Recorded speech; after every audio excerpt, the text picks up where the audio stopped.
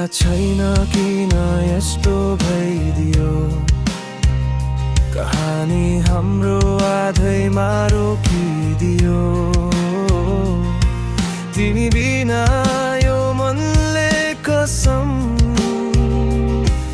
एकछिन हाँस्न पनि सक्दैन है अब। तिम्रो सम्झनाको झरी परिरहन्छ, भित्र भित्रै मन पोखिरहन्छ। छुटिन चाहेको तिमी थियौ, रोइरहेछु म मात्र। अनायासै टुट्यो सपनाहरू बन्छ कि फेरि भेटघाट। तिम्रो बाटो हेरेर यो मन आज पनि उस्तै छ। प्रेम त साँचो थियो तर किन साथ छुट्टै छ।